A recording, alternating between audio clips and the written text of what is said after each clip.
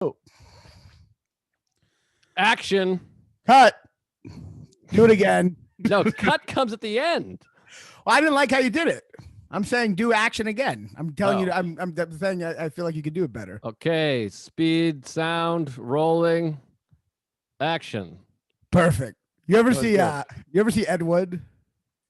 Yes, yeah, but I don't know it that well. I've seen it, but it's not one I'm like really into. Amazing movie. We should talk about it sometime or we watch, but there's an amazing part where like they're filming some giant guy go through, he's like just like the worst director ever and just like the opposite of a perfectionist. And you see the giant guy go through the doorway in the scene, they're filming it, and his head just hits the top of the thing, and the whole thing like kind of rattles as he walks out. And Edward's like, "Cut, perfect, we got it." Like it was just like completely. That's like the stormtrooper in the first Star Wars. You ever see that? No, what's that? He bumps into something. It's amazing. It's on YouTube. I'm sure everybody should go pause and watch it if you're not familiar. I think it's on YouTube. I assume the first Star Wars, they're in the thing. I don't know. I don't know what scene. They're in the fucking space bullshit. Yeah. And the doors open and all the stormtroopers come in and one just bangs his head like really aggressively hard.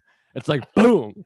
George Lucas is like Ed Wood. He was just like perfect because he's probably not even focusing on the actors. He's just focusing on like the background and shit, Yeah, George Lucas, maybe the most overrated film person of any kind. Star Wars is the most overrated thing of all time.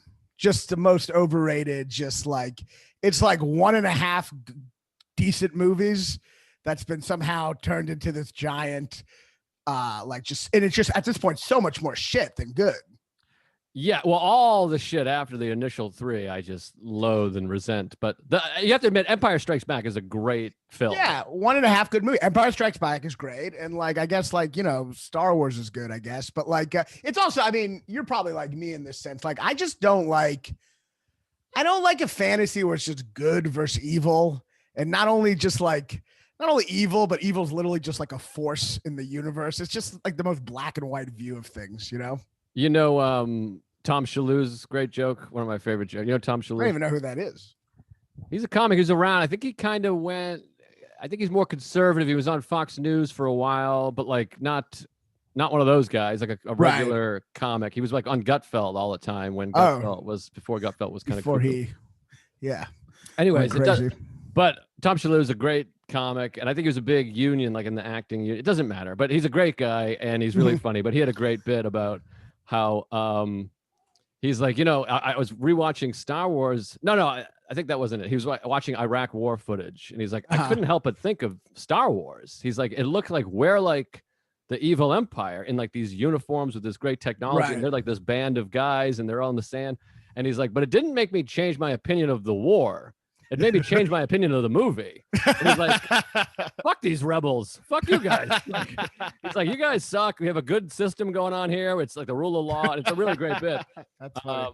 But it's such a great take. And he does the bit much better. And yeah, I didn't really. But yeah, no, it seems good. That's really. Yeah, no, it was funny. It was funny. Are you fake laughing? Is that a fake laugh? I didn't fully get it. I got a little. Of course, I'm not going to not laugh. Like after, like that'd be so awkward.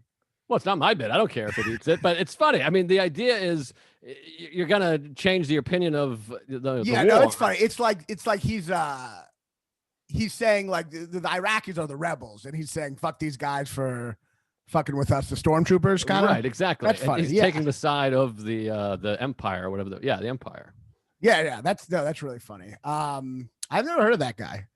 Yeah, he's great. He's not around much anymore. I don't know what he does now, but anyways, I tried to do a Shane Gillis joke the other day because I thought it was hilarious, and it is hilarious. But he has such a specific charm the way he talks that when you do it without it, it just sounds like you're being racist or something. But it was like a really funny. It's like a great bit, Yeah. Oh, he's great. He's amazing. Like, he's not actually, fantastic. yeah, no, he's so funny. So. Yeah, Star Wars sucks. What a bad transition that was. It was like, but Star Wars stinks, but it's fun. I mean, there's fun in there. The Return of the Jedi was my favorite as a child, and as an adult, you're like, this is really insane that they're losing to like a bunch of like koala bears with rocks. Yeah, I just don't like. I like when like people are. I like the gray area. I just don't. It's like literally just evil versus good, and it's not even evil people. It's like evil force. So it's just like it's just boring to me. There's no moral complexity. You know what I mean? When you take out moral complexity, it's just like it's just a fairy tale. And then like Lord of the Rings is even worse because it's not even like it's just like like the force is so abstract. You know what I mean? Like it's just a ring being evil. I don't know. I like when it's about people, not like forces. Yesterday I went and saw a film I think you'd really like called The Killing of Two Lovers, an independent film. I've never seen it. Cinema. Yeah, it's new. It's in the theater. We were the only two in the theater, which makes sense for a movie like that. But it's good. It's a good thriller. It's like 83 minutes long, 93% Rotten Tomatoes. I'll watch anything. It could just be a snuff porn. If it's 90 minutes, I'll watch it. It could be just my parents getting tortured. If it's 90, I will watch any 90-minute movie. That's a bit, and I can see in your eyes that as you're saying it, you're realizing it's a bit. I know that. I did not realize it was a bit. Like as a comic, I recognize now when I can see a comic saying something, and you're like, "Ooh, this is something." You ever have people like accuse you of doing a bit when you're talking, and you're like, "No, I'm just funny. I'm just a funny person." Yes, but that's not what I was doing. I'm not accusing you. I'm saying I could notice as you're saw saying the twinkle. Like, you saw the twinkle. Something. I saw a twinkle. Well, you gave me a smile. It gave me a twinkle. The real Brokeback Mountain moment. By the way, the wedding at the end of Brokeback Mountain, June 5th, this day. Today. Oh, interesting. Wow. Because I literally watched it right before we did this. So it was like, yeah, the day of. Perfect. You movie really cram in these movies. I mean, it's really astounding. We've never started on time. You set the time and make it late. I have set the time and not followed it twice. It's really bad. It's interesting because I don't think of you as a guy who's like lazy and forgets to watch movies. I wouldn't have seen you that way because you're a Jew. You're very smart. You're well thought out. You're well written. I don't know about well spoken, but you're smart. So it's surprising to me to have you like Mark Normand, who's all over the place and crazy and is the craziest schedule. He's actually more efficient at getting places on time than you are. And you're like way more successful than me. You should be the one being late. I guess so, but I think my success comes from my professionalism. I'm never late. I'm like compulsively early. I work hard. I just like it's that school thing where I just wait till the last minute to sometimes watch movies. You know what I mean? To be fair, I don't want to. Let's not make the whole argument, but like to be fair, you already had seen these movies where we agreed to this, so I'm really the one with homework. Right. Okay. But see, now you're doing a thing where you did agree, and now you're acting like I'm an asshole. I'm like, I said it very humbly. I was like, hey, I just happened to watch these two movies. Maybe we could do these two. And you said, you were very humble. I love it. I've always been like, I'm a bad student. I work hard, but I'm a bad student. You know how you always wait to the last second to do the exam, study for the test or whatever. I always think I'll get it done, and then I always wait to the last second. I hate it. I heard a thing that helped me have empathy for people because I am compulsively early and I get livid when people are late, including just a few minutes ago. Oh, really? What do you think? No, minutes, but yeah, it's fine or whatever. But it helped me. Like Luis Gomez is someone that's always late, and it helped me to realize that people, it's not that they don't respect your time and they're like, fuck you, I don't care about you. It's that they actually believe they can get all the things done they need to get done. Yes, it's a delusion. I literally was like, all right, I'm going to watch Brokeback Mountain.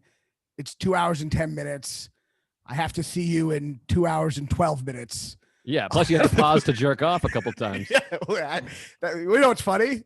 That's 100%. That's 100% true. That is not 2 times, but I literally paused to jack off. But interestingly enough, not to anything in the movie. I was watching it and Michelle Williams was on, who is to me the hottest. You have the weirdest sense. I was watching a movie with who's the one? Mulligan.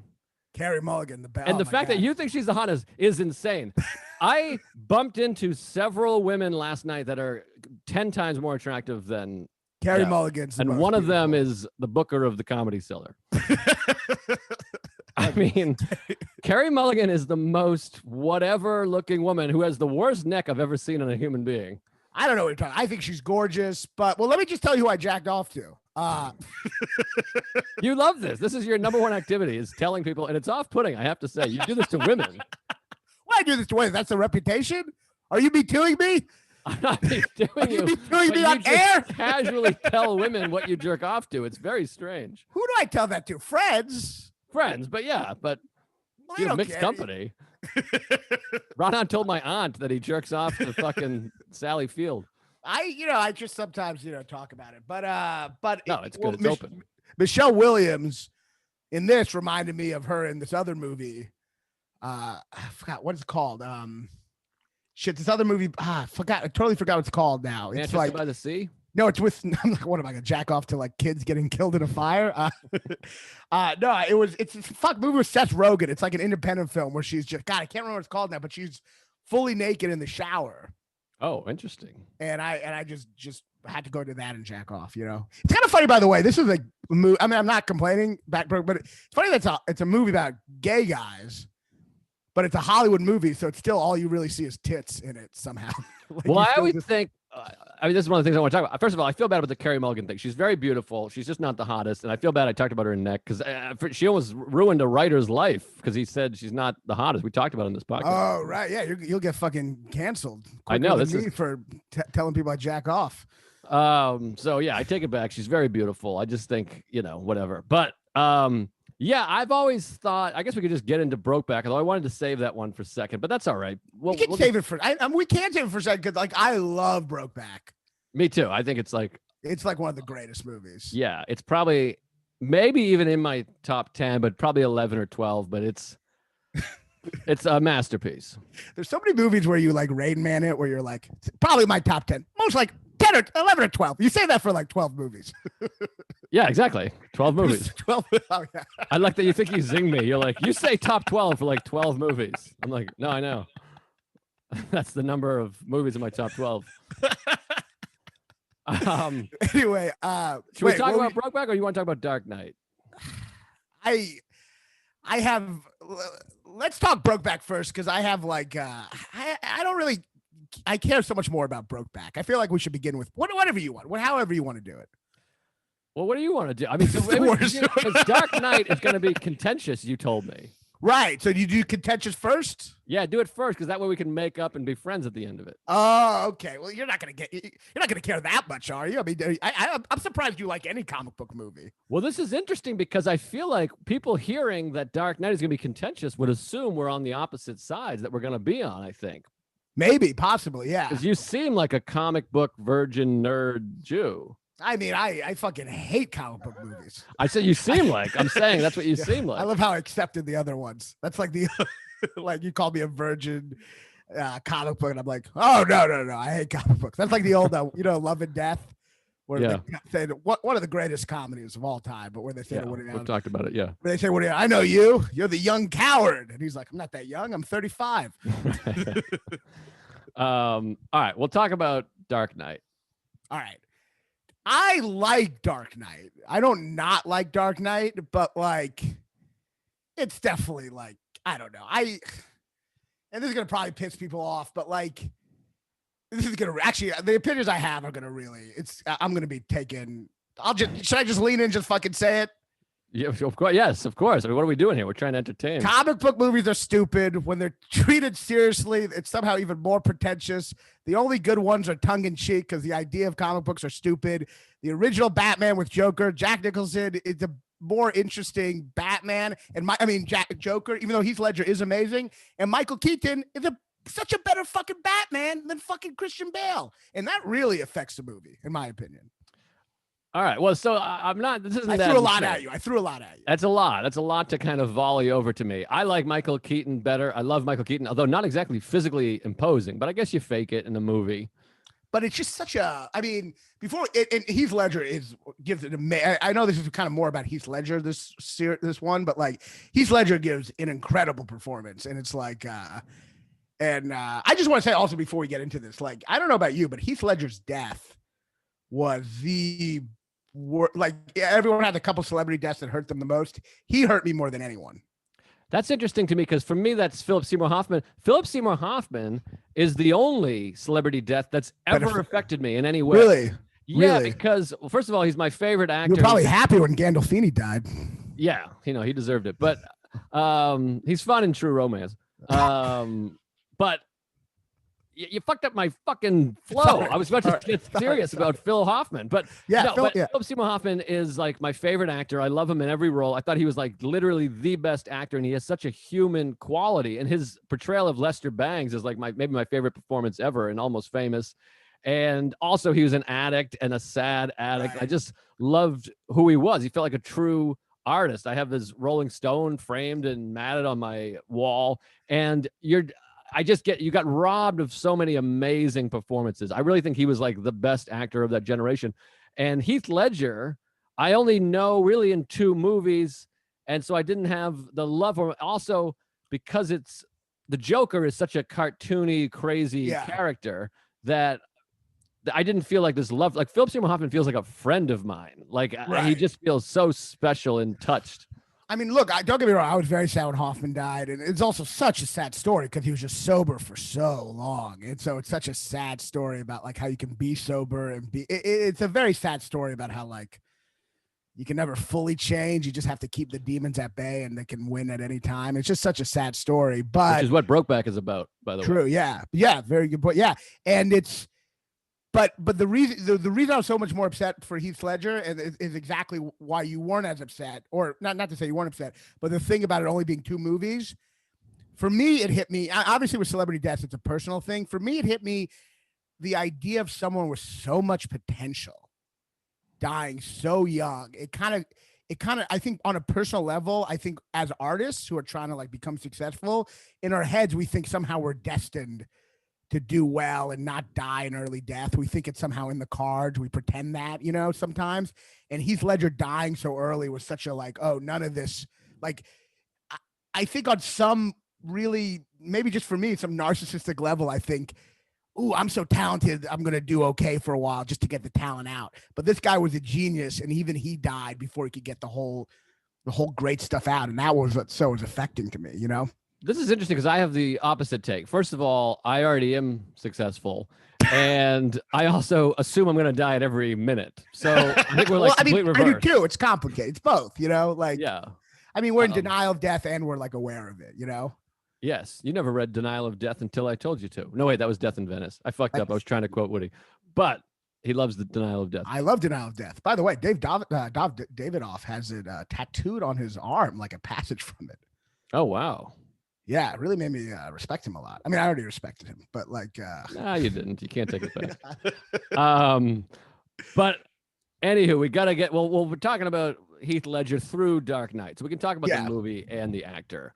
But no, Dark Knight is really interesting because I love it. I think it's amazing and just a beautiful film, except, and this is what makes it not a great film, the last 20 minutes, I don't give a fuck, mostly because Heath Ledger is not in it as much. But when they get into the 2 ferries, I don't give a shit. It feels fake and contrived. And also the Patriot Act thing, they do like a blatant Patriot Act. It doesn't even make sense that Morgan Freeman is like, I'm against this. And you're like, come on, we're trying to get a psycho. Shut up.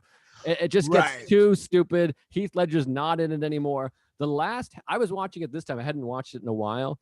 And there's a moment in the movie. I was texting Greg Stone, who would just forever hate you if he'd listened to this. But I mean, I was texting him like, this movie is like unbelievable. And he's like, I think it's the best movie ever. And he's like, that's probably insane to you. But I was like, I certainly don't think it's the best movie ever. But I'm like, I don't think that's insane to think that. But then 20 minutes later, we're into this last half hour of this movie. And I'm like, this sucks. I am bored. Like once Heath Ledger, he comes in it again at the end when they hang him upside down, whatever, which is fun and thrilling, whatever. But I do think this movie is layered, and there is some winky tongue-in-cheek moments. There's some real cheeseball dialogue that's like comic book dialogue. But not actually funny. It's like attempting to be funny, but bad. Yes, but it's bad, and like there's like, I can't think, I should have written them down, but there's like kitschy lines that keep it kind of grounded in comic bookiness. Yeah. And I think that like, it's a pretty great script, and some of the Joker is such an amazing character. He has some really great takes, and the performance is just unbelievable. Right. It helps that he's wearing makeup, but he is unrecognizable as Heath Ledger. It's like literally like I do not This is a completely different person. It has no connection to Heath Ledger whatsoever. Yeah, it's truly like the ultimate transformation. I will say I love Greg Stone, but he did tell me with a straight face the other day that he has loved every movie he's ever seen. So no, that's great. I mean, there's something charming about that also. It's beautiful. It's so charming. I felt like such an asshole. I'm like, God, I hate everything. I'm like, The Dark Knight is overrated. And he's just like, I find joy in everything. But like, but my issue with the movie, I think it is a good movie. It's definitely a good movie. But I don't like Christopher Nolan as a screenwriter. I think he presents the ideas very openly in an obvious way. And I think Heath Ledger's so amazing in this. He actually takes something that on the page is actually quite bad, in my opinion, because it's the Joker explaining his worldview at every moment in a very like, I'm just these ideas. In a way, he's not really a character. He's just an idea of anarchy and try to explain it. But Heath Ledger's so amazing that he brings that to life. But there's still a part of me that's like, when he's trying to explain to like Two-Face or Harvey Dent, you know, in the hospital, when he's like, I think a truck full of soldiers dies and no one cares. When he's trying to explain that, I'm like, if you're perfectly articulating what anarchy is, it's not actually anarchy then. Anarchy is, the spirit of anarchy would not just be explaining what anarchy is. So that's my issue with the way it's like too much of him just saying the ideas behind what he is without actually just showing the anarchy itself, you know? The character's name is Anton Chigurh, but much better version. But also, I think that's an interesting point, and I hadn't thought or considered that. But also, I do think it does remain a comic book movie with going for universal appeal. Yes. So you got to broaden it a little bit. The funniest part of the movie that other people have pointed out, I'm not the first one to point out, is the scene in the hospital where Harvey Dent is in there and Joker as the nurse, and he pulls the mask down, and Harvey Dent's like, "Ah!" It's like he couldn't tell that was the Joker, which is really funny. But Harvey was like Dent, green hair, Harvey Dent's makeup or whatever, the CGI is well done, but it does take it out. As an adult who does not care for comic book movies or comic books or action kind of fantasy stuff, once he's like Harvey Dent and he's got like his eyeball and a skull and he's like, whoa, I'm like, all right, come on. Yeah, I mean, I will say this though, because I hate one of my big issues with like Marvel movies is that they're so concerned with making the next movie. Like so many Marvel movies are so concerned with we have to put stuff in the story that will make people want to see the next part in the franchise, which is the exact opposite of art. When you're literally, instead of trying to conclude a story, you're trying to keep it going just to make more money. Yes. And I do like the fact that in this, they use Two-Face in a solitary movie. Like it's not like some character that's going to come back for the next one. It's not going to be, they use him purely for the ideas in this movie. So I do think like The Dark Knight is definitely personally the vision of Christopher Nolan, which I like, because all that Avengers bullshit, it's never the vision of the director, except for a couple of them, you know, Thor Ragnarok.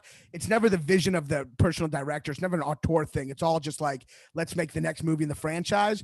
So this, much like Tim Burton, is like the personal vision of the director in relationship to the material, you know?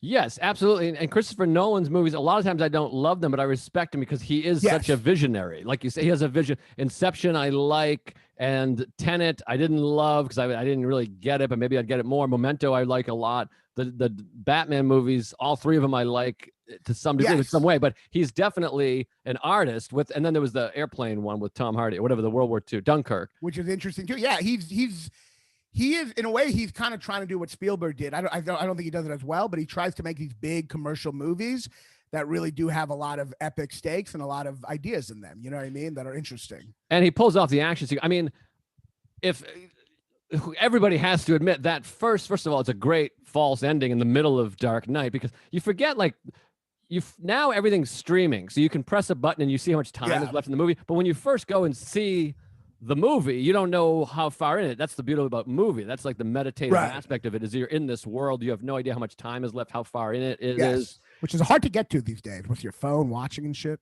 That's what I mean. Yeah, that's what I'm saying. So, but the first time you see Dark Knight in the theater, you really think the movie is coming to an end because there's this massive action sequence. That whole sequence at night where they're transporting Harvey Dent, is one of the great accomplishments in the history of American cinema, in my opinion. Yeah. Like, I mean, the whole setup of like Gordon is fucking, his face is covered, you think he's dead, and then the laughter is slaughter is the best medicine. He's in the back of the truck. There's so much like humor. They flip an 18-wheeler, which I watched the great behind the scenes on how they did it, which is amazing. They really did it. I mean, that whole sequence, and it really does feel like the movie has come to an end, and Batman runs with the motorcycle up the thing. It's just an unbelievable sequence, and they're building it and cutting to all these different things. And the whole build up after that is great too, where he's in custody and Batman's beating the shit out of him in the thing.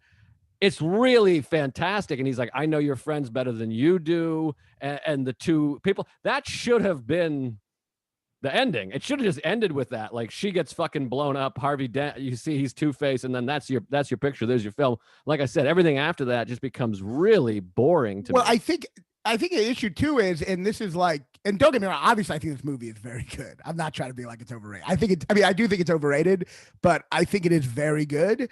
But ultimately the limits of this movie, and maybe it's the limits of a commercial movie, is that Christopher Nolan, this is a problem as a director in general, he brings up these philosophical ideas that seem kind of dark, but then he still settles for something really fucking corny with the two boats. The real corny, like, I'm gonna think and then it's like, it's also like, what are you trying to make us feel like we're racist? Like we're gonna like, that black guy's gonna kill everyone. Oh no, the black guy's good, or the prisoner's good. It's so corny, and it's like, why bring up all these cool dark ideas and still end up, but you're still ultimately going for a corny message at the end, which is that people are inherently good, which is a bullshit message. The boat thing is really bad. It's boring, and it's also just not believable. I mean, like, that whole part, like you said, where he's evil, he's got a scar and he's got one eye, and he's like, I'm gonna do what we should have done a long time ago. And it's just like, so this murderous black prisoner, he's the best guy in the whole city. And it's like, why is he of course people would just be like, yeah, just kill that boat, save our lives. Yeah, and why does the guy, let's call him Worm, because it's the guy from Friday, why is he like, why is he making everyone think he's going to blow it up at that moment? He's like, I'm going to do what you all wanted. Surprise! It's like, who is he? I mean, I get that we're trying to be surprised in the audience, but why is he trying to do a twist for the people in the room? Right. Also a risky move to just whip the detonator out the window. Why not just like hold it really securely? It's also hilarious if that boat just blew up right then, like right after he whipped it out. But it's like, it's just such a corny, like, you know, and it's obviously bookended with the beginning where he has everyone, you know, it's all game theory, right? The theory, like, you know, who's gonna beat the other guy first, and can we all solve it together? And of course, in the beginning, he has everyone kill each other. You know what I mean? Right. So it's like the opposite of that. But it's such a like Batman going, you really thought people were bad, didn't you? It's exactly. Like, it's terrible. Why bring up all these cool ideas, these philosophical ideas, these nihilistic ideas? Why bring all this up? It almost, to me, even though it's cool to have a comic book movie bring that all up, and I get that people love it because they're like, this is a comic book movie that has philosophy, that has game theory, that deals with nihilism. It's cool that they bring up all these ideas, but at the end of the day, I feel like it almost defeats its own purpose if it's just gonna still have the same corny message one of the fucking Avenger movies has. Yes. I mean, I really hate the boat sequence. I just think it's dog shit, and I actually think it's boring. It's actually boring. Like, they're like in a half hour and they're like clicking the time away. But it's also, you know what's going to happen. You know they're not going to blow each other, you know? Of course. But also, you brought up the beginning scene. That is also an amazing sequence. Again, like seeing it in the theater, a couple of years had passed since that first one, which I like, but it doesn't have a character quite like this. The villain is like a guy with a bag on his head, whatever. And this one, like that whole opening scene, that's where Chris Nolan is at his best, is those sort of like almost dialogueless, fucking real action sequences. That thing coming across, all those little noises and sounds, and he's shooting the thing, the mask. And it's tough. Kill the driver. I mean, he's just incredible. I mean, we should get back to Heath Ledger a little bit here. And he, you know, apparently he based a lot of it on Heat, the opening of Heat, like aesthetically. And I can see, I see why so many people love the movie right away, because it's like you see a lot of at the time. I think around that time, the comic book movies were just all themed a little pussy. You know, Yes. it was like Spider-Man, which I actually do kind of like, but Spider-Man was Tobey Maguire, and there's emo songs, and then a bunch of other kind of like pussy shit. So seeing this, it felt like a movie people who love Goodfellas can like. You know what I mean? It was a movie that like, oh, this is like a manly, like this is like a Michael Mann type movie. You know what I mean? So right away, it felt like it didn't feel. Not that I would use this term, but for a lot of bro-y guys, it felt like a non-gay superhero movie. You know what I mean?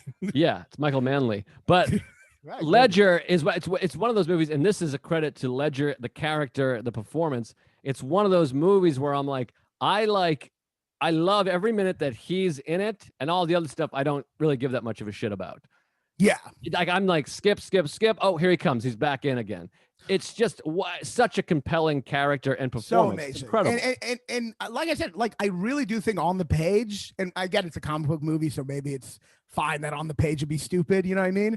But really on the page, he has a lot of bad, obvious dialogue that Christopher Nolan wrote for him, where he's just explaining his ideas, and he's really on the page just an idea. But Heath Ledger's such an amazing actor. He takes all this kind of fucking just kind of like, you know, typical tone deaf Christopher Nolan dialogue, and he turns it into a fucking amazing villain. He does it, and it's a real testament to the fucking acting that he can like do that, you know? Yeah, I remember you making that point 20 minutes ago, but I'm making it again. But no, I didn't have as much problem with his dialogue. I actually think maybe I'm a sucker and I got duped by his performance, but I think the dialogue is actually fun and pretty great and better than Nicholson's dialogue in that first Batman. Maybe I'm just biased from my childhood, but to me, like the ultimate anarchist spirit is not someone explaining anarchy the whole time, but it's what Jack Nicholson does in the original Batman. He is anarchy. You don't have to explain it. He just says insane shit at all times. And if this is a personal thing, he's fucking hilarious. And for me, since it's a comic book movie, I kind of like comic book movies funny. I guess that's me personally. I guess I just don't. I'm not into them being treated so seriously, you know? So why so serious?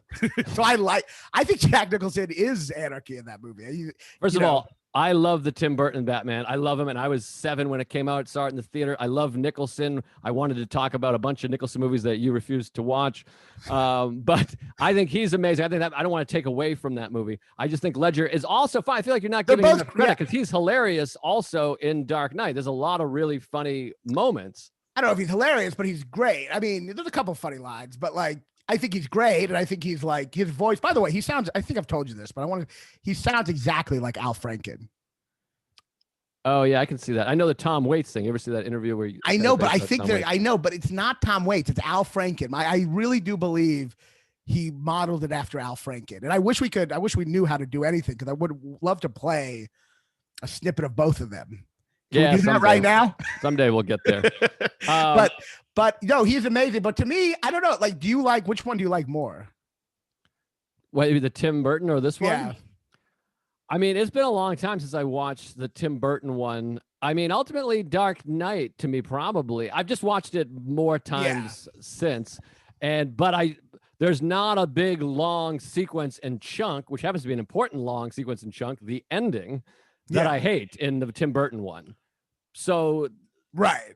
But, you know, I don't know. I'd have to rewatch the but also like Batman.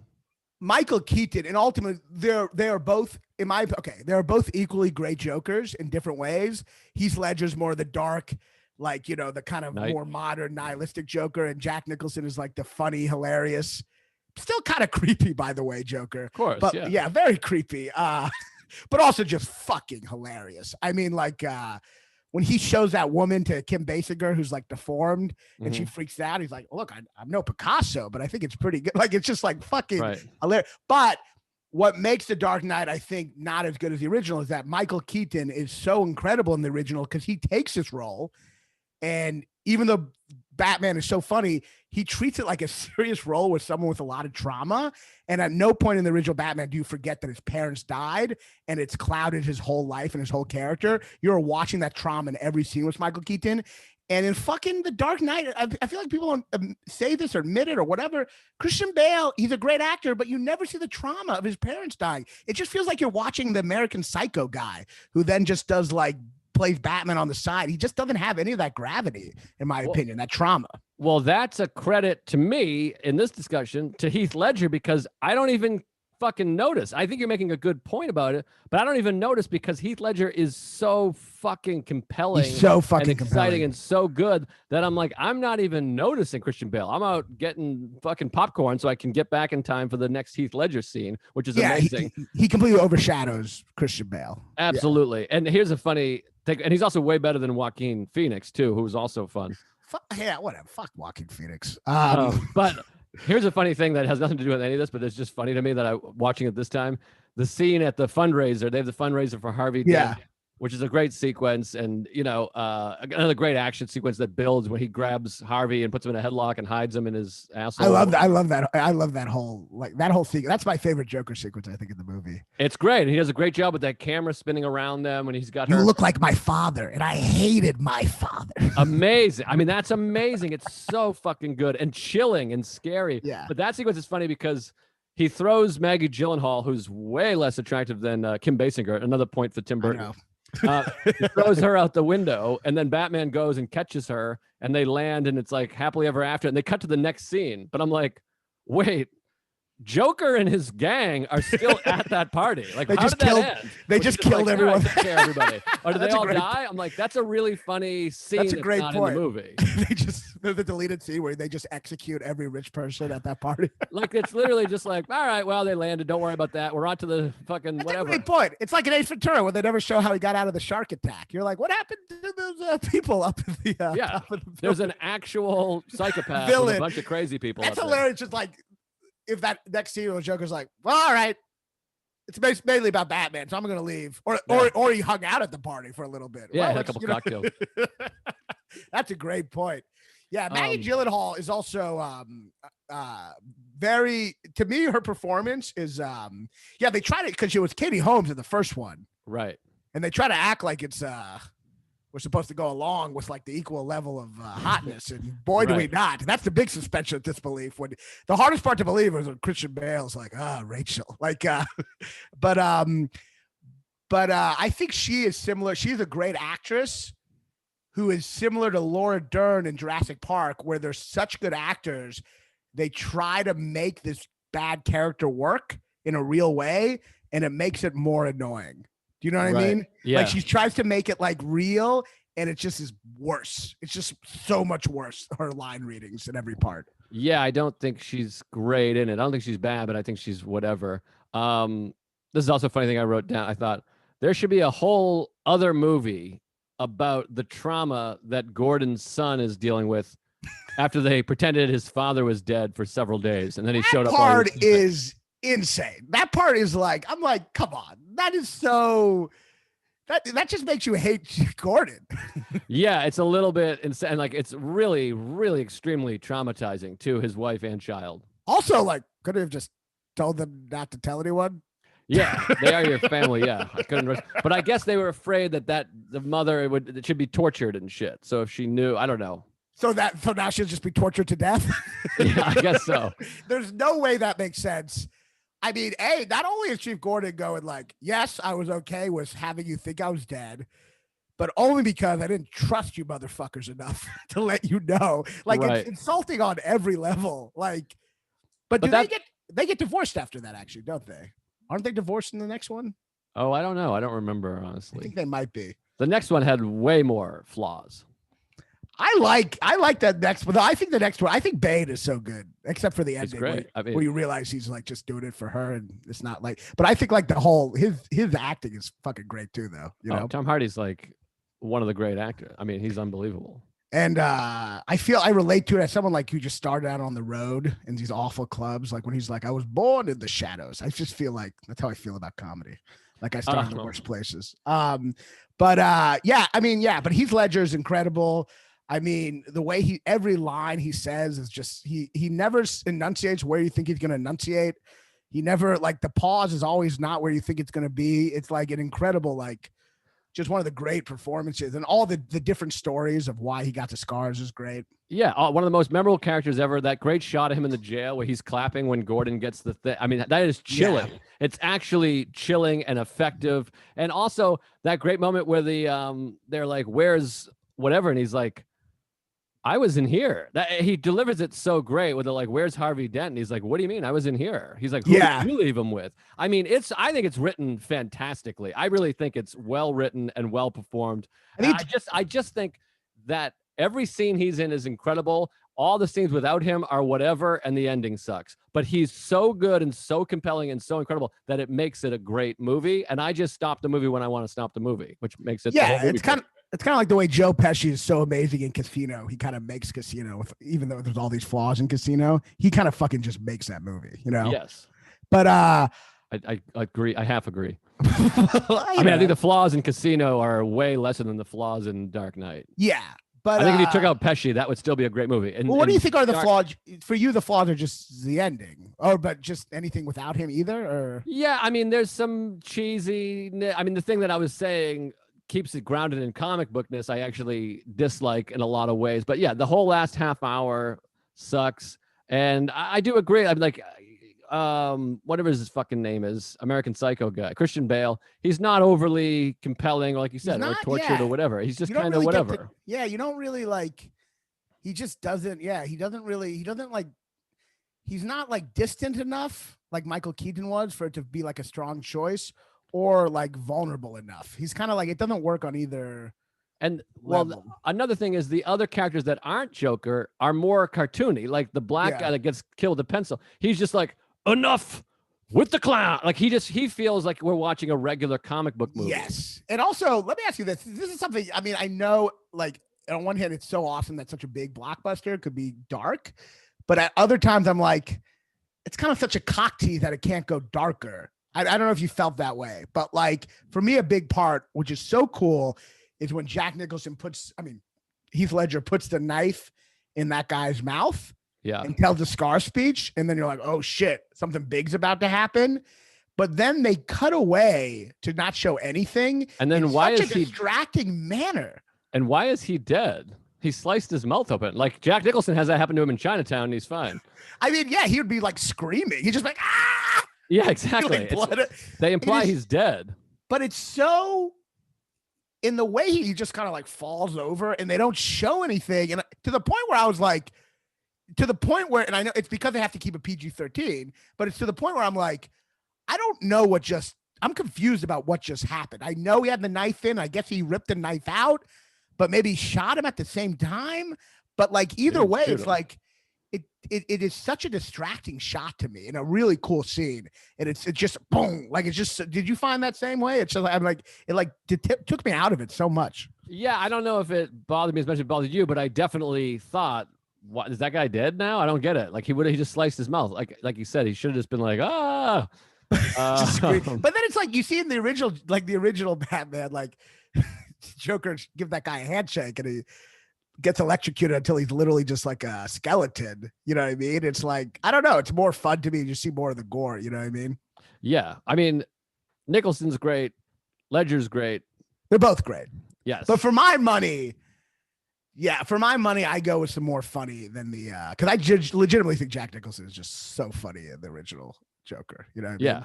It makes me want to rewatch it. By the way, it's so Tom Hardy, did you ever see Locke? Did you watch Locke? I haven't seen that yet. I hear it's great. Oh God, it's so good. We should talk about that. He's a fucking best. He is so fucking great in everything. He's amazing. But we got to move on to Brokeback because we're already fucking 95 minutes in. By the way, someone was like, "Who cares about time? We'll watch all day." I'm like, I care. I have a life to live. It's not about you guys. It's about me. First of all, it's 110 degrees today. I got a fan sit next to me, but I want to fuck up the what do you call it? Sound. Yeah, no, it is fucking it's boiling. Yeah, let's talk about a movie with real human emotions. Cause I just want to say real quick, I saw Quiet Place 2, and there were so many previews that were just, have you been to the movie theaters yet? Yes, in fact, I saw Quiet Place 2, and you and I had a 45-minute conversation about it. Well, and I also told you I went to the movies yesterday. I might add. So yeah. Well, I forgot how draining, and this is about Brokeback. Okay, so I know it seems like I forgot how draining those previews are before the movie because it's just pure, just mindless action, fucking origin story of whatever, like Clue or G.I. Joe or like Lego the prequel. It's just all like fucking mindless bullshit. It's awful. It's awful. That's why you gotta go to independent. You gotta go to Quad Cinema IFC, because there are great movies being made. Yeah, no, but it was just like, oh my God. And then I'm watching Brokeback Mountain, and this is a Hollywood movie.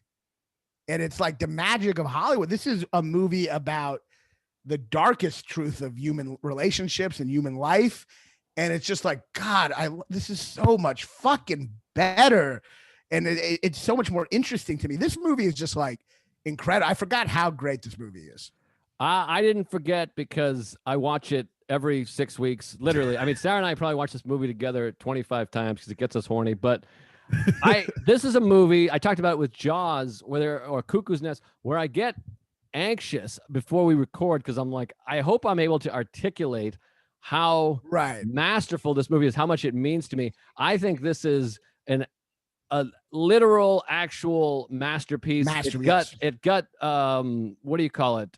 Historical status in the National Library of Congress, which happened fast. Usually those are like 70-year-old movies. I mean, this is, and to me, it's like, throw out all the thing about gay rights. There's never been a movie about gay people, whatever. That meaning and legacy, that's great, but it's like that's not even on my mind when I watch this movie. Like all that shit, I don't even give a I mean, I give a fuck. I'm sorry, I didn't mean to interrupt, but that's why it's a great I just got excited. That's why it's a great movie, because it's not about identity politics. It's a universal movie about longing, and you're watching it and you're not even thinking about what gay or any of that shit. I mean, there is those issues in the movie, but it's not what the core of the movie is about. Ultimately, the core of the movie about is our universal desire for connection and our fear of intimacy, and that going way and a wasted life. And I feel like movies nowadays, if they were like Brokeback Mountain, it would all be agenda driven, just talking about how terrible homophobia is. And that would be the main issue of the movie. And it's like, we already know homophobia is bad. You don't have to beat us over the head with it. This movie takes what movies should do. It takes any type of thing, instead of making it purely about that identity politics, it makes it about the universal desires we all have. Right. And homophobia is just a small ingredient in this movie. It's like an underlying thing. It's addressed between these two guys. Yes, and I was writing it down. One of the great things about the movie, which is something like, as much as there is terrible homophobia in the movie, and as much as Heath Ledger's character did see the guy get killed when he was younger, who was gay, deep down the movie, he uses that as an excuse to avoid intimacy. Right, of course. And that's what the movie is ultimately about. And that's what makes it such a better movie, because it's not just about homophobia is wrong. It's about like deeper personal issues that is more important. And I'm not saying a movie shouldn't be about how homophobia is wrong. It's just that, like, we already know that. So don't make it the whole message, make the message about what really matters, which is like life and is, how to make life worth living. These are the deeper issues that should be at the core of a movie, Right. Sorry, I got distracted because I didn't turn my phone off and it just beeped. But again, it's just like my brain goes haywire trying to talk about this movie, because there's so many aspects, so many scenes, performance lines that and things that I don't even know where to begin. But other than, I mean, first of all, this is the most beautiful thing ever put on film. I mean, like every shot is like gorgeous, just a gorgeous painting and backdrop, which is incredible to have this really sad thing play out in such a beautiful place. I mean, it's just like they're like screensaver shots over and over again. Every shot is so spectacularly beautiful, and the performances are just unbelievable. And everybody talks about Ledger, and this is an episode about Heath Ledger, and his performance obviously is incredible and one of the great performances ever. But I feel like Jake Gyllenhaal is like underrated. I mean, he's so incredible. Oh, he's amazing. People didn't get to talk about him enough. And he's incredible. And I also forgot watching this, like, remember, I always loved it, but in my head, I remember it as a very stoic movie where there's not a lot of talking, And then I'm rewatching it. I'm like, oh, there's a lot of dialogue, and it does show the relationship verbally, and a lot of like, it's a lot more dialogue than I thought. And what's amazing in the beginning is, and I don't really see this in a lot of movies, you see them just meet and say nothing, and you slowly watch them warm up to each other in a way you do not see that progression in such a real, almost in real time way in other Yes. movies. It's like usually in other movies, you're rude for a second, then you're best friends in the next scene. This is like slowly moved its way to that big moment. The big moment, and this is why it's so focused on little moments. The big moment is when he talks for the first time a lot, and It's Jake great. Gyllenhaal's like, I haven't seen you say more than this amount of words in 2 weeks or whatever. And he's like, and then Heath Ledger goes, "This is the most amount of words I've said in over a year." And you're like, "Oh my God, this is the first time he can connect with someone." And you're like, this is the big moment in the movie, and you see it so slowly happen, you know? Yes, this movie really takes its time. I mean, the way he did, even before that at the bar, before they ever worked together, where Heath Ledger just says his life story, but his parents died and his sister took care, and then he's like, there was no room for me. And Gyllenhaal has that moment of like, wow, that's tough. Like, it's just such a beautiful little sequence. But yeah, that moment's amazing. And then this kind of coy smile on Ledger's face when he says that, it's the most I've spoken in a year. You just see this guy is tortured from the beginning of his life, and you realize later part of that, you think of the trauma of his father showing him these guys that had his dick ripped off, and obviously it plays a role in displaying the homophobia and the times, and like, wow, that's scary. But on top of that, just the trauma of a child seeing that, and it gives you a window into what his father was like. His father, not just homophobic, fuck homophobia, whatever. His father has like this really dark, you can imagine what his father was like on a day-to-day basis if he thinks it's a good idea to show his 8-year-old son a guy who's been beaten to death. And that's a great point, and a big defining thing about the movie is that both of them have this very cold relationship with their fathers, and it's their role model for man is someone who does not express their feelings, you know, and so that's defined their lives, whether they fall into it or try to break free from it. You know, they both have disapproving, cold fathers who, you know, may have known they were gay. That's one of the things. Well, I don't think Ennis's father knew, but certainly Jack's father Jake, at the end. But that's what makes this movie so meaningful and touching to me and makes me more emotional than just about any other movie, is that I relate to that more than I relate to the lost love of not being able to be with somebody you love, because my life seems to have worked out well with a woman I do love. Of course, really rubbing that in. I've had love that. That's why I said seems to have, so it makes it sound a little bit lighter. But I've obviously had relationships that ended. It was really depressing and dejecting and sad. But that part of it is this, and the last scene, not to skip to the end, that part of it, of a father who you never truly bond with and never feel that connection, that is displayed so well. And his father-in-law, Jack's father-in-law, and his own father, but then also Heath Ledger never learned how to do that. So that the last scene in this movie, it makes me cry, like full on, not like want to cry or well up. I physically cry tears every single time I watch it, which is probably like 30 times. It can't not affect me. That scene with his daughter, and he's so disconnected from her, and he's like, how's Kurt? Is he still playing baseball? And she's like, I don't know. I'm not dating him. But he's like, but I that's what I know. I know that guy. And you can tell he's interested in that. And then this idea of his instinct is to say no to going to the wedding. Yes. And then the most poignant line ever that's up there with the It's a Wonderful Life line I always talk about is he's like, does this guy love you? And he recognizes that he skipped love. He didn't get to truly feel love. So he's like, if you can feel love, that's all it matters. And of course she leaves and he's just there. And that moment where he's like, I reckon they're going to have to find another cowboy. Because he's like, he's going to make it work. He's like, I have to go participate in love in any way that I can because I rejected it for so long.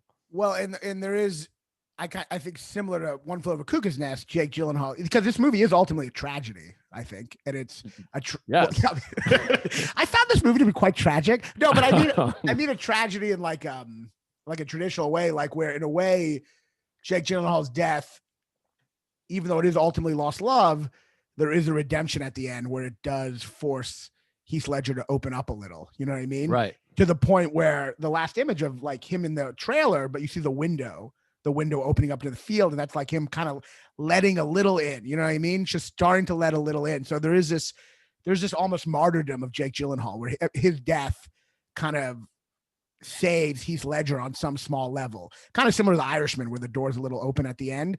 Mm-hmm. And it's such a powerful, so many movies you're watching and you're like, this is clever, this is interesting, but this movie is visceral. you feel the longing and you feel the pain. And I think for a movie to do that, I think the way it does that, and it's something we talked about with No Man's Land that fails at it, it has to show the possibility of happiness and how that was lost. And this movie does that in such an amazing way that you're just, you're like, you feel the pain. Because to me, and I'm not trying to be like a social justice warrior, or anti-social justice warrior. I think it's good for movies. I believe in all these agendas, but for a movie, is everything okay? Are you? Yeah, I was checking my sound. I was making a weird thing. Yeah. Oh, I think ultimately, like a lot of movies now focus so much on the agenda, and it makes the enemy bigots or racists, but all those bigots and racists are fucking wrong. We know they're wrong. The movies that are the deepest movies are the ones where the enemy is time. That should always be the ultimate enemy in a movie, in the deepest movies. Time is the enemy in this movie. And that's what makes it such a profound experience, Yeah. And because again, like it feels like Ennis is driving the movie because first of all, his performance is a greater performance ultimately, he is a more important character in that he's not accepting of this. He even thinks he's not gay. And people have even written, I want to get to that in a second, that he's not actually gay, which I want to talk about that in a moment. But the fact that like the sadness on Jack's end is he continues to be willing to leave his wife. And he keeps thinking, even 20 years in, he's like, maybe you should move, like maybe Texas, I don't know. And he just keeps getting rejected over and over again, which it feels like we've all related to or all lived. Right. It's trying to make something happen, not just in relationships, but in career, in health, in weather, trying to force something that just isn't going to be. And it's much more sad because there is a human that could change his mind. A lot of these things you can't help, but you can't control your health. You can in some ways, but there's bad luck. You can't control so few things you can control, but you feel like you can control somebody else because they're right there and they love you. And he's just unable to do it, but he keeps trying throughout. And that makes it so much more painful. You're watching a dream die. I mean, you're literally just seeing a dream of happiness die. And it's just like, and instead of having a dream of a life, they're just stuck in Brokeback Mountain the whole time. And they just go back to that and they relive the past. They're reliving the past instead of ever having a future. And it's just like, it is so, though it is hilarious that he goes, come on, just be gay in Texas. It is hilarious that's what he suggests. But he wants to be closer. But also, what a great moment in that scene, that great fight, the last time they ever see each other, which is just an amazing sequence. When, first of all, the line, "It's because of you I'm like this," is so amazing because you can feel that Ennis has this resentment that like, I am not gay. I'm just in love with you because you made me love you. And that amazing feeling of like, you piece of shit, it's because of you. You're like, none of this would have happened if it weren't for you. Yeah. And then the line that's kind of been made fun of and it became a punchline, but like, oh, I wish I could quit you is also beautiful. And another thing, sorry about the siren, it's the gay police. But it is another thing we've all felt like, I wish I could give up on this. And sometimes you feel that way with comedy or all kinds of dreams. He's like, I wish I could quit on this dream, but I can't. But I love that moment in that argument too, where Heath Ledger, who's so resistant to this relationship and the idea of this relationship, but then he's like, don't tell me about these fucking prostitutes. Like he has this jealousy where you're like, oh, he is in a relationship. And there's something meaningful about him being like, I'll fucking kick your ass if I find out you're cheating on me, which is really tremendous. And of course he is with that other gay cowboy he happened to meet, which is fun. It's also just like amazing. That scene is one of the most poetic, heartbreaking scenes ever. That last scene, that last fight. And at the same time, see each other. It's the same time. It's like a classic relationship fight at the same time. You know what I mean? It's like, it very is just that classic relationship fight, but like it is so sad because you're watching the movie and it is a very slowly paced movie, Yes. But at a certain point, it's kind of like, it feels so much like life where it just keeps on going and it kind of goes quickly, but nothing really happens, but speeds up. But then at a certain point, you're like, oh, these people have wasted their lives. Like it just kind of occurs to you when Jake Gyllenhaal has that moment, you're like, oh wow, they've just wasted their lives. Like, and it's so, and then by the way, I forgot the scene that really fucking destroyed me this time, which I had to rewind for a second because I didn't even realize at first because I think I got a text. Fucking, you got to have your phone on, not on it the whole time watching a movie. But after that fight, when they have the flashback of him standing asleep, and Heath Ledger comes up to him and goes, "You're standing on your feet while sleeping," you know? Yeah. And then he like says like, "That's what my mom used to say." And then he's like, and then she'd sing to me, and he's holding Jake Gyllenhaal, and then he goes, "I gotta go," and he gets on the horse. At first, I thought that was from that time, that sequence, but it's a flashback from one of their first times. Oh, it is? Yeah, I didn't notice that at first, but if you rewind it, you'll see Jake Gyllenhaal has a mustache when it cuts back to him in the actual present. I remember he had a mustache. It's it's kind of like you don't actually. I don't even know if I realized it the first time, but like they get in that fight where he's like, "You don't know what it's like," and then it's this beautiful moment where Jake Gyllenhaal's asleep on his feet, and Heath Ledger says this thing and says, "My mom used to sing to me." And he goes up behind him, and then he goes onto the horse and goes, "I'll see you in the morning," and that's the clue. "I'll see you in the morning." It means he's doing that thing where he has to leave and guard the sheep. You know? God, I don't even remember this sequence at all. Oh, it's incredible! Like this is like a deleted scene. I don't know. I mean, it was it. I mean, like it's an incredible sequence, and then he leaves, and then it cuts back to Jake Gyllenhaal with a mustache, which is showing that he's 39, even though he doesn't really look that much older, and like watching Heath Ledger leave for the last time. And so you truly see this dream, like literally, you're seeing him asleep on his, like Heath Ledger has offered this dream of life, you know, and it just, and then reality comes in and destroys it all, you know. That's an amazing moment, too. Where fuck, I just lost the train of thought. God damn it! Right. in that sequence. Fuck, I lost it. What part? Moment. No, it's in that fight argument, but it's hard sometimes because we're volleying so much that you have like 50 thoughts, and especially a movie like this because there's just so much going on and it's so deep in so many different levels.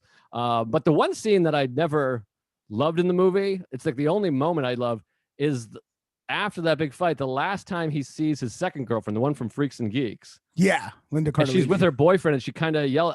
That sequence, I'm like, am I missing a huge significant moment in that sequence other than he's like sad and he's pissing everybody off and it's fucking up other relationships? But that scene, I'm always like, just skip that. I don't give a fuck about that. Well, it does have that really good line she says though, like girls don't fall in love with you people just because they're fun. Right. You know, which is the idea that even though he is morose and brooding, there's like a sensitivity that comes out of him that girls are attracted to, you know? Right. I know there was that good line.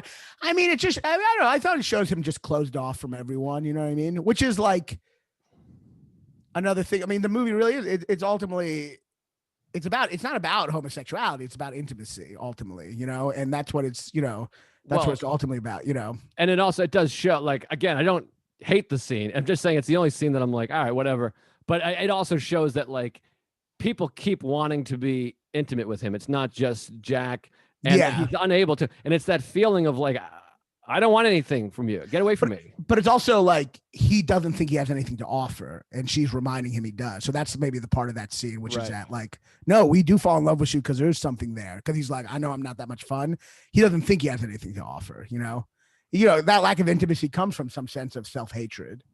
Okay, I want to discuss this because this is really interesting to me, is the idea, and this is like from Wikipedia, but other articles obviously that have been copy and pasted into Wikipedia. But so critics and cast and crew disagreed as to whether the film's two protagonists are homosexual, bisexual, or heterosexual, or should be free of any sexual orientation. Yada, yada. Gyllenhaal concluded that Ennis and Jack were straight men who developed this love, this bond. And then that's what he said in an interview. He said, I approached the story believing that these two are actually straight guys who fall in love. And then Ledger told Time magazine, I don't think Ennis could be labeled as gay without Jack Twist. I don't know that he ever would have come out. I think the whole point was that two souls that fell in love with each other. And other people are like, they are gay. And then this guy, who's an LGBT author, Eric Marcus, dismissed talk of Ennis and Jack being anything but gay as box office influenced political correctness intended to steer straight audiences to the film. I don't understand this take that Jack is most certainly gay, or maybe bisexual, but he feels just straight up gay. But I'm like, Ennis, you can't keep a 20-year physical relationship with a man and not at least be bisexual. Right? Well, yeah, I mean, well, first of all, I think they're just saying how they probably, I don't know if it's a box office thing. I think they're probably just saying how they approach the role. So that's how they're thinking about it, you know? Right. And maybe it was easier for them to be like, no, it's just sex with another person. You know what I mean? Maybe for them personally, they felt like the idea of playing a gay person was hard for them to get their mind around. But if they're just like, no, it's just someone I'm in love with. So I think that's just how they approach the role. I don't know. I mean, I hate to be that person where I'm like, I don't think it really ultimately matters. But like, I think, I mean, first of all, Heath Ledger says, also he says, without Jack Twist, I never would have come out. But that doesn't mean you're not gay just because you don't come out. You don't have to have sex with you don't have to have sex with another man to be, if you're gay, if you want to have sex with another man. Of course, that's what I don't understand. And maybe a lot has changed in the 16 years since this movie came out. Obviously, a lot has changed in this movie. I mean, it's not even a contemplation, but and maybe like, again, I'm like, I'm not a sexuality expert. And maybe I sound like an old boomer conservative, but I'm like, if you're fucking a guy over and over again, you're gay, right? I mean, yeah, like, I mean, what's the definition? If that's not the definition, what is the definition? Right. Well, what is, like, you have to fuck more than one guy? But what if you just fuck one guy and get married? Like, what? Yeah, I mean, obviously, I agree. You could fuck 0 guys. I mean, like, yeah, I mean, obviously, yes. I think if a man has sex with another man, they're at least bisexual. I mean, Jake Gyllenhaal is bisexual in it because he talks. Well, I mean, you're bisexual if you're having sex with a woman too, even if you're doing it doggy style. Well, not necessarily. And putting a cowboy hat on her head and pretend. But not necessarily. Like, I could have sex with a man and not be gay. I mean, Greg Stone, we're talking about Greg Stone. He has a great bit about this. But like, I mean, someone could force me to have sex with a man and I'm not gay. You know what I mean? Like, if I get raped by a man, doesn't mean I'm gay because I had sex. But they're not being forced. Right. I'm using that as an example. Oh, yes. Like, you could have sex with a woman and not be straight. Like, I mean, I'm sure you can get your dick. You could close your eyes, imagine whatever a pussy feels good on your dick. It is. I mean, it is a scale. It is a spectrum. I guess so. But like, I feel like most of the gay men that I know have had sex with a woman at some point. Right. Now, maybe not most, but a high percentage of them. Maybe not most, but a bunch of them. Jake Gyllenhaal says he had sex with another woman in it at the end. And that's not even his wife, remember? Unless he's lying about who it is. But he says he has sex. He's talking about the guy. Oh, is he talking about the guy? Yeah, he's talking about that guy. Oh. That's the way I understood it. Oh, and he's just not. But then he tells him about the Mexican, but he doesn't tell the Mexican prostitute. He doesn't tell them about oh, maybe. I guess you're right. I think he figured out the Mexico thing. That's why he's like, your trips to Mexico. Don't let me find out about that. Oh, right. I'll okay. Kick your ass. So I think it's implied at the dance party that he's like, I got a place we could hang out, and they kind of wink at each other, and then later he's like, yeah, I'm fucking this person. I mean, I don't know. I mean, they're definitely like in love with each other, but yeah, I guess I thought having sex with a man is what makes you gay, but while being in love with him, I thought that's what makes you gay, but we'll probably get canceled for saying that. You can't label anything anymore.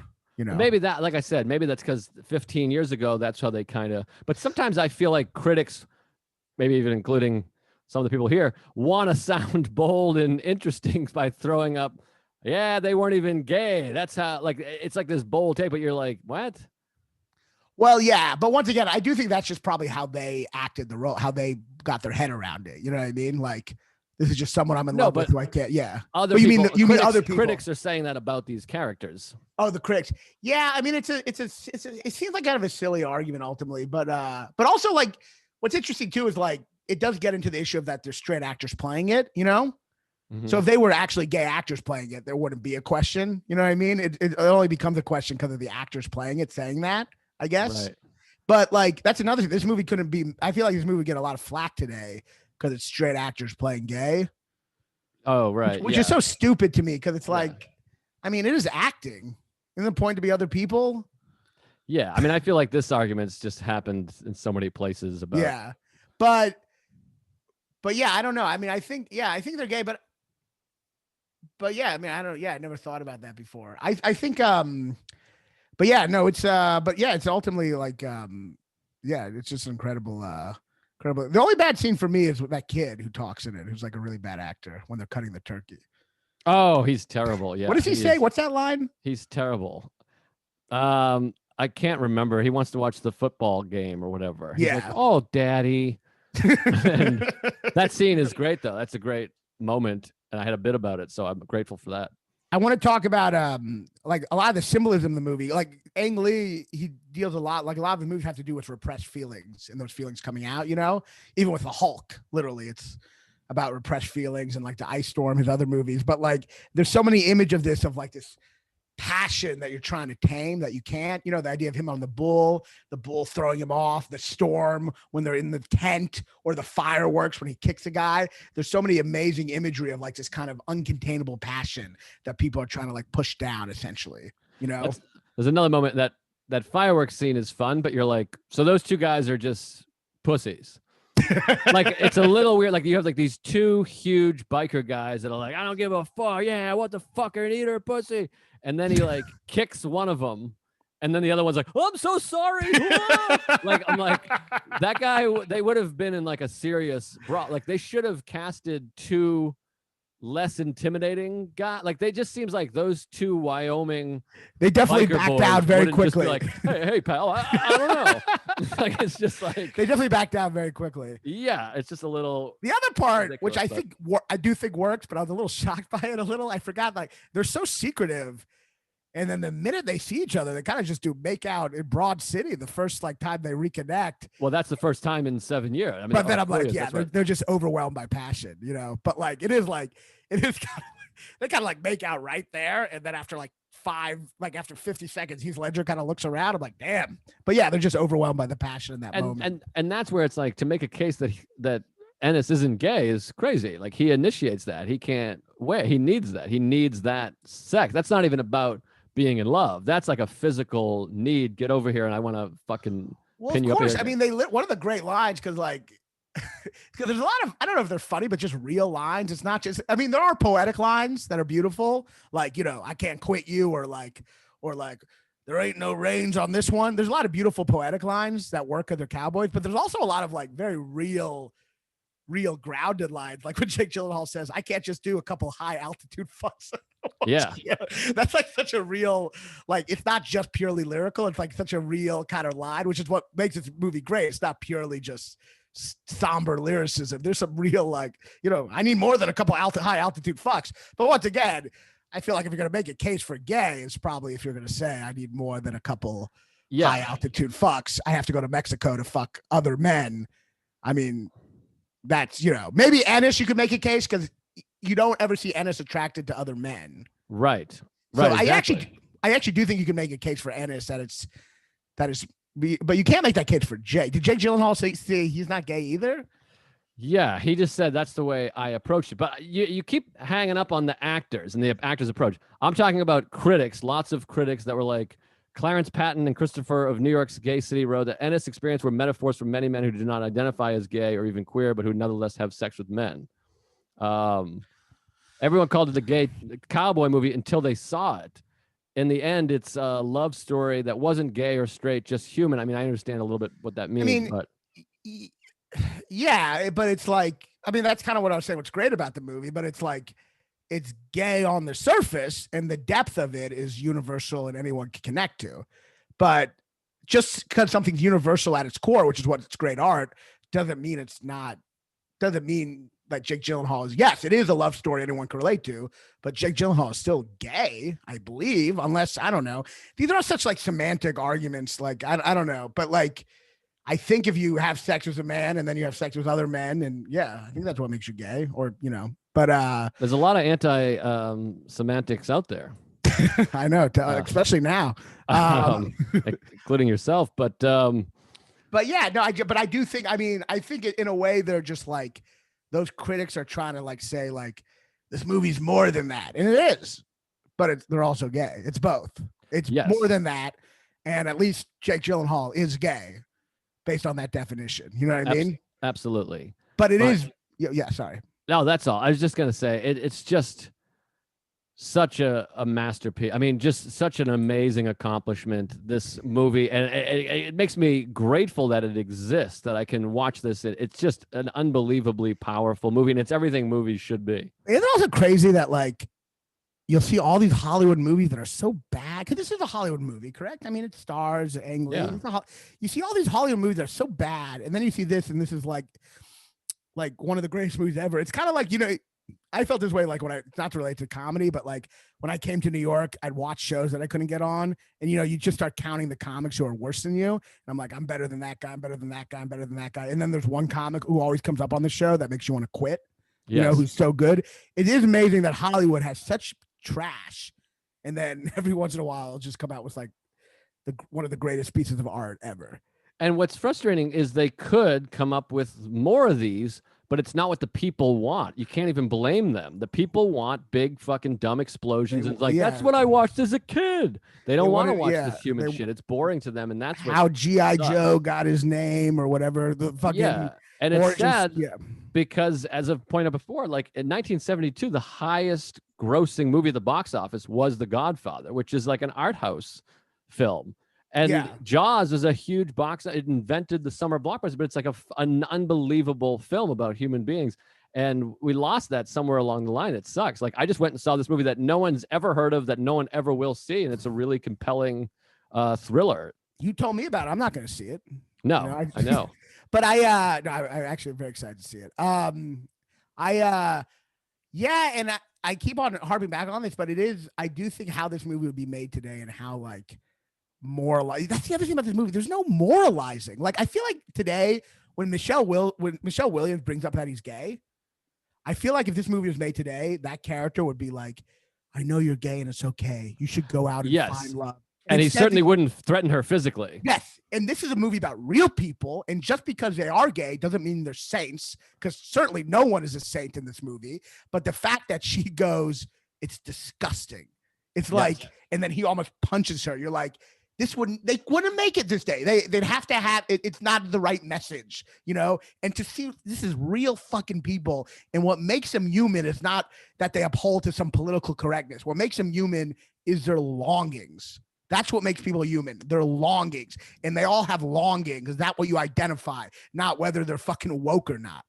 Well, the other thing, if they made it now, the scene where, Gyllenhaal gets attacked, it would be guys in MAGA hats. Yeah. And they would be like, we don't like y'all. They'd have like a Dallas Cowboys jersey on and a fucking Trump shirt and be like, we don't like you, queer, instead of just this sort of ambiguous, you don't even see who's doing it. And you don't even know, by the way, that's another question we should talk about before we wrap up. I do want to wrap up. It's hot and I'm tired. But do you think... I can tell you when to wrap up when you said it right now. Did that actually happen to him? Or did he get killed by the car or did he get killed by guys? No, it's a bit ambiguous. I think it's... it is Heath Ledger. Imagine it. He's picturing it. She's saying what happened. He's picturing this. The way I took it is that moment was a little omniscient. Like, this is what really happened. And Heath Ledger just kind of knows. Wait, what's the word you used? Omniscient, like God, like where you know everything. Oh, I don't know that word. Damn it. I just like... I'm not omniscient. I guess it's like, God is omniscient. He has knowledge of everything. Omniscient means knowledge of everything. So I think like the scene of them like beating him up is a scene that I don't know. I think Heath Ledger knows, but I think it did happen only because she doesn't just say like he like fell in a ditch. She's like, the tire burst and it blew out his eye and kicked him in the nuts and like made him drown in his own blood. Like, it's kind of like a crazy thing she says, you know what I mean? So I don't know. I mean, I feel like it is what happened on some level, but maybe I'm wrong. Maybe that is just what Heath Ledger's imagining, but that it does like, she said so many crazy things that happened from just a tire blowing right out, Right. No, it sounds insane and hard to believe in a coincidence, but it does. No matter what happened, that definitely feels like they are portraying what Heath Ledger is thinking in that moment. I think here's how I took it. I took it as both. I took it as Heath Ledger's like, this is probably what happened, and then it's showing you what actually happened, which he's right about. You know what I mean? Right, I guess that's how I took it. But I actually took it as Heath Ledger knew what happened, but the scene we're watching is actually the scene that actually happened. That's how I took it. I feel similar. I live my life thinking and believing that Jack Twist was beaten to death. Well, it's but also I also think they're certainly portraying his interpretation. Well, it's also the tragic irony of like Heath Ledger being like, we can't do this, we could get killed. And it's Heath Ledger freezing him out that leads Jake Gyllenhaal to being killed, Right. So it's like there's this tragic irony. In a sense, he does get Jake Gyllenhaal killed on some level, And it's just such a power. Yeah, it's hard to I feel the way about this movie that you feel. It's like I want to articulate, but ultimately it's like it's just life. Yes, it's just fucking life. It's like, to me, like a great rock and roll. Like, I think like Born to Run is like the best rock and roll song. And people will be like, well, why? What makes it? And all I can do is play it for you and be like, that's my argument. That's how I feel about this movie, is like, you don't need me to articulate. Just fucking go watch the movie and see that it's a masterpiece. I think that's a perfect example, because this movie feels like a song. It feels like a really sad song in a way. It's so lyrical and the music is beautiful. And it's a little like One Flew Over Cuckoo's Nest, which I love, where the music seems like it's so mournful. So the music you're listening to the whole time is almost a mournful song about what happens in the end, but it's playing the whole time, which is how I felt about One Flew Over. So it's just like, it's almost like, it's going to end up bad. And there's just, but it feels like a beautiful like song. Yeah. It has like that like, those country songs that are just such pure pain and sorrow. That's what it feels like. And like, it's just an amazing, it reminds me of somebody, I don't know if you've seen like Tennessee Williams, like Streetcar Named Desire. It reminds me of those kind of things where it's just like, you can analyze it all you want, but ultimately it's just a story about pain and loss, and it just affects you. You just feel it, and ultimately it's about what every great thing should be, which is that you have a dream and reality stomps all over it, but maybe it gives you a little wisdom and growth in the end. And that's what this movie is, Yes. And the thing that, in closing, the thing that makes it so tragic is life is about acceptance. The key to any kind of peace and enjoyment in life is acceptance, accepting who you are, where you are, the moment you're in. And these are two people that just can't do it, particularly Ennis. Jack tries and is willing to, and Ennis isn't even willing to think about it, which is the ultimate tragedy. I mean, all tragedy in life, essentially, or suffering in life, is unwillingness to accept the situation that you're in. Right. Unwillingness to accept. And, we're all torn between, I think we're all torn between revealing too much and not revealing enough at all, and Heath Ledger's torn, and Heath Ledger's torn between that so much, but it ultimately, reveals too little. And that's what is like the tragic quality, and it's a movie that transcends. It just transcends all the issues it's about, all the, and it's a timeless fucking movie, I feel like a bumbling fool because I can't, like, you just have to watch it. And if you're not moved, I don't know what to tell you. It's kind of like Roma. Like, I don't know if you've ever seen Roma, but yes, if you're not in fact, moved we've had this dialogue 9 times in the podcast. Do you like Roma? Yes. If you're not moved by the end of Roma, I don't know what to tell you. It's like you're either crying or you're not. But yeah, this movie is just like, and I relate to it so much because love is this great thing, but it also, if it's unrequited, it can make your whole life feel like a fraud. Yeah, and you're gay. And you're gay. And you're a gay cowboy. But real quick before we go, sorry, just one last thing. I know I'm really hot too. This podcast is more tragic than the film. Is Brokeback Mountain? I'm not trying to do a bit here. I understand. Yes, I know right where you're going. I want to express this in a way that doesn't make me sound like a hack. Are they aware? That's what's so strange about it. It's kind of like Hannibal the Cannibal. Yes. Yeah. So what a coincidence that we're on this mountain called Fuck Me in the Ass Ridge. We keep on going to Fuck Me in the Ass Ridge.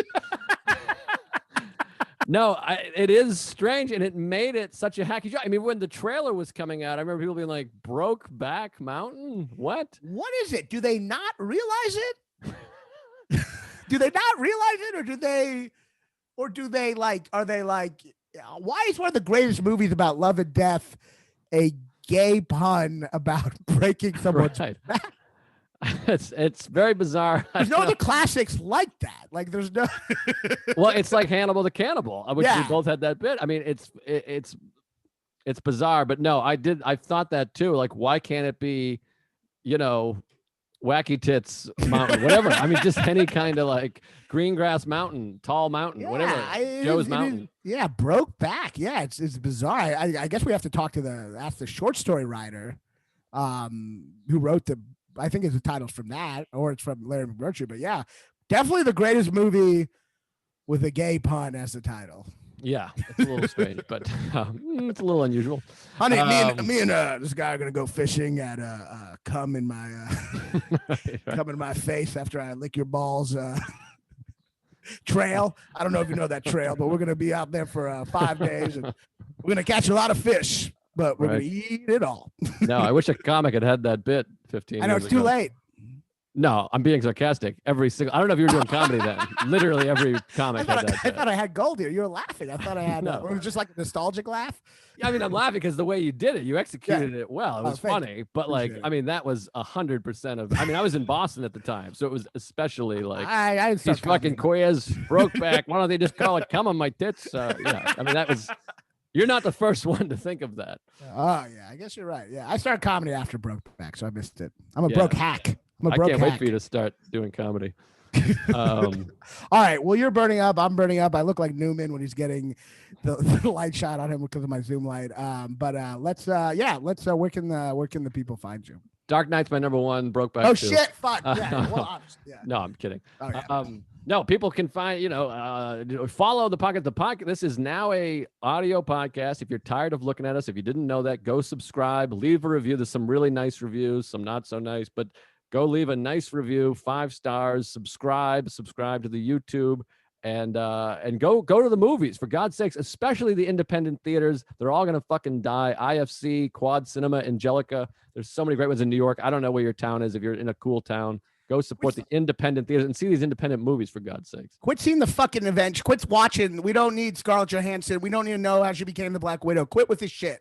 Watch the fucking movies about human drama. Yes, exactly. It's kind of like, I always say, not to like if all the women stopped fucking guys with like tap out shirts and bedazzled jeans, whatever that shit is, stop fucking them and they won't exist anymore. I know. And stop falling for the fucking female adaptation of Teenage Mutant Ninja Turtles, because that's just Hollywood pandering to you so they don't have to think of a new idea. How about fucking diversity of thought? How about that kind of fucking diversity? It's not a new idea. Of course, yeah. It's not, and it's also just so many of it's just like everything the guys do, but we'll make it a woman. So transgender gremlins. Now you have to watch it because you're woke. It's still just them making money and treating you like a fucking sucker. Watch whatever fucking French thriller he was talking about. What was the movie? Where are you gonna be? Stranger by the Lake?